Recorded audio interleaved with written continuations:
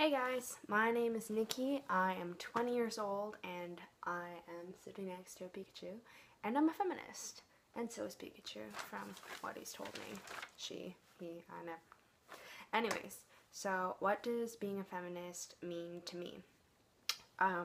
So I admit into once buying into the notion that being a feminist meant being an over-opinionated woman, someone who is too aggressive about wanting to defeat men in what I assumed or what I saw as some kind of social hierarchy battle.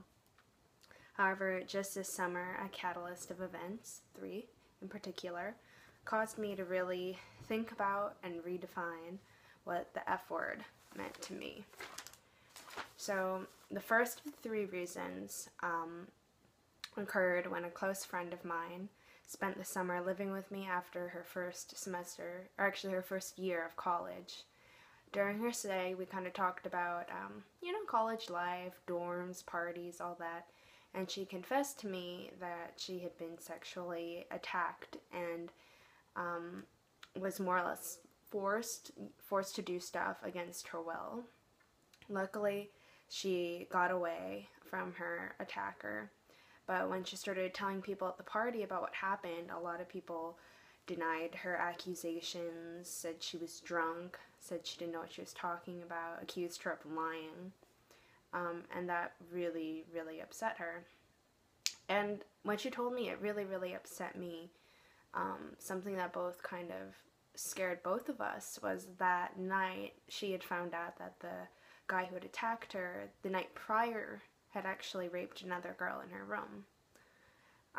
For me, this is wrong, and this is something that's new.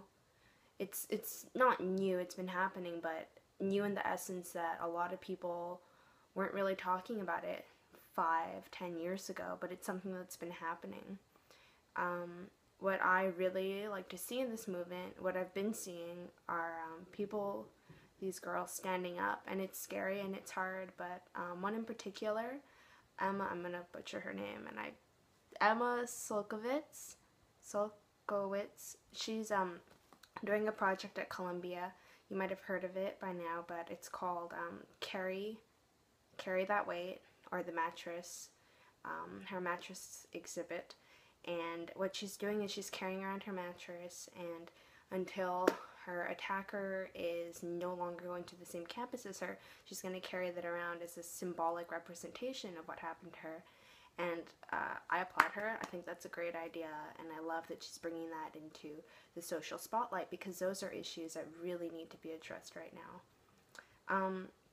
The next reason, number 2, is my boyfriend, and I love him to death. He's awesome, but whenever the topic of feminism comes up, oh my god, I used to hate bringing it up, because we were both pretty hot-headed when it comes to issues that are close to home, and we both felt very strongly, and unfortunately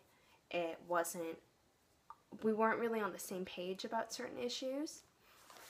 But to make things short and sweet, ultimately what he would end up saying at the end of our argument, lovely chats, was that he believed that it was a dead movement, and that it was not really legitimate in the notion that there wasn't a clear, a clear idea behind it, and there's too many different definitions of feminism.